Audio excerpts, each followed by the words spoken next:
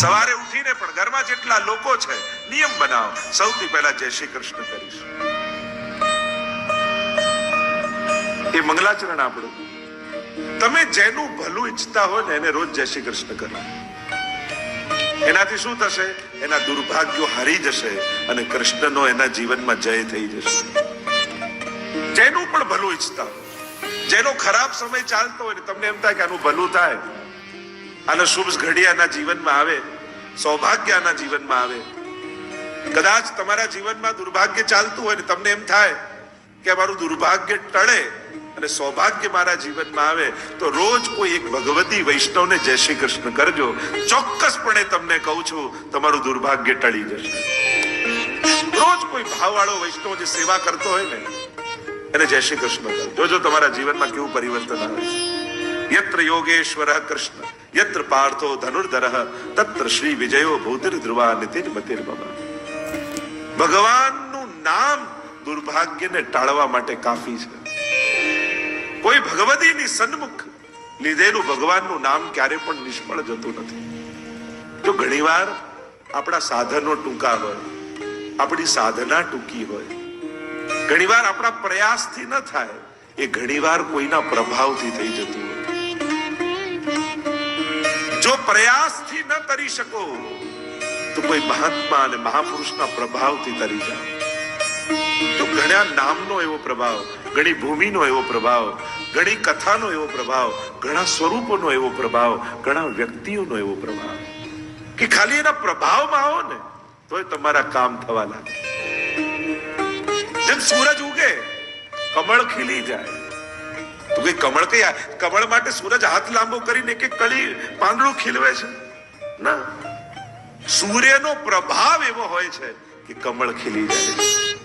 એમ તમારા જીવનમાં, આપણા જીવનમાં કોઈ એવો પ્રભાવ ખરો, કોઈ નામનો, કોઈ ભગવતીનો, કોઈ મહાપુરુષનો, કોઈ ભગવત સ્વરૂપનો, કોઈ મંત્રનો, કોઈ ગ્રંથનો, કોઈ એક એવું તત્વ જીવનમાં રાખો કે જ્યાં તમારો પ્રયાસ કામ ના લાગે, ત્યાં એના પ્રભાવથી તમારું કામ થવા લાગે.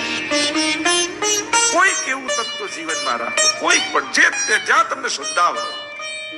આ ભાગવતજી અહીંયા પધાર્યા. આ ભાગવતજીનો પ્રભાવ એવો છે અને કલ્પવૃક્ષ કયું છે, અહીંયા બેસેલો કોઈ પણ વ્યક્તિ મનમાં જે મનોરથ કરે એનો પૂરો થઈ જાય. એવો પ્રભાવ ભાગવતજીનો કયો. નિગમ કલ્પ તરોર ગલિતમ ફલમ શુકમુખાદ અમૃત દ્રવ સંયુતમ પીબત ભાગવતમ રસમાલયમ મુહુરહો રસિકા ભુવિ ભાવ. અરે કથા ન ચાલતી હોય એવા સમયે પણ કેવલ આ ભૂમિમાં આવીને 7 દિવસમાં કોઈ કેવલ માથું નમાવી જશે ને તો એના સળગડા દુર્ભાગ્યો ટળી જશે. એવો પ્રભાવ ભાગવત રૂપી ભગવાનનો. ઘણી વસ્તુના પ્રભાવ હોય. એક દીવાનો પ્રભાવ કેવો હોય? આખા ઓરડામાં અજવાળું કરે, આખા ઓરડામાં અજવાળું, એનો પ્રભાવ, એનો પ્રકાશ. એમ જીવનમાં કોઈ એવું તત્વ જરૂર રાખજો કે જ્યાં તમારા પ્રયાસો ટૂંકા પડતા હોય ત્યાં એનો પ્રભાવ કામ કરી જાય.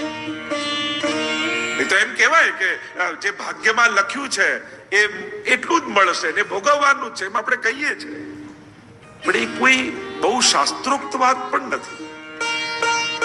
કારણ કે અનુભવો એમ કહે છે કે ભાગ્યમાં લખેલું નહોતું છતાંય કોઈના પ્રભાવથી મળી ગયું, કોઈના આશીર્વાદથી મળી ગયું, કોઈનું નામ જપવાથી થઈ ગયું, કોઈ સ્થળની યાત્રા કરવાથી થઈ ગયું, કોઈ સ્વરૂપની સન્મુખ થવાથી થઈ ગયું.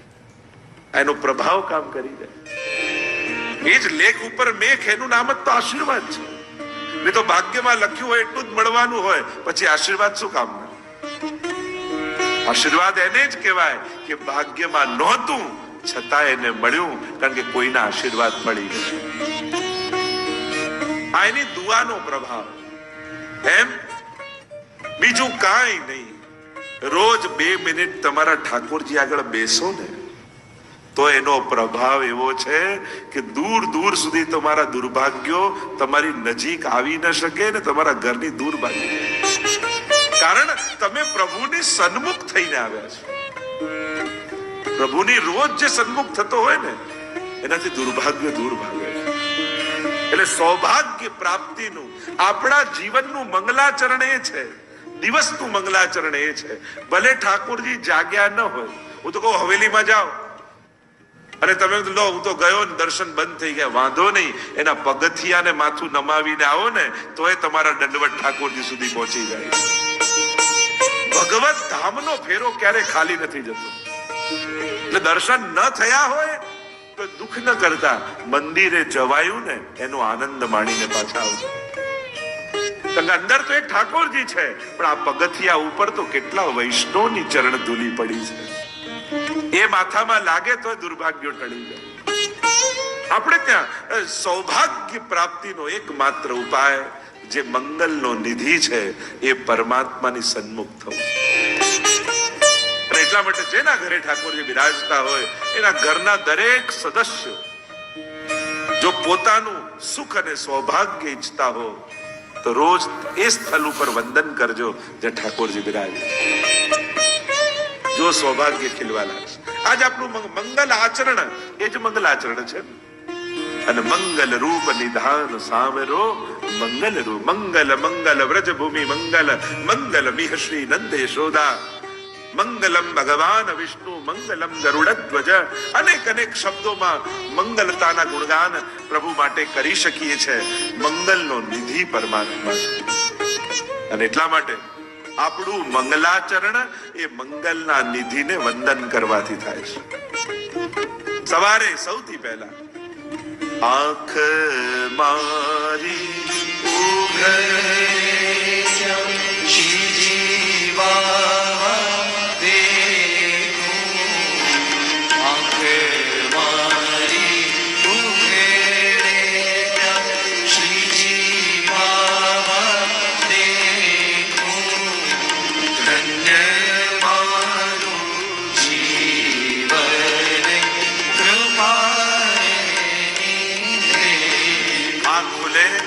અને પહેલા દર્શન એના થાય.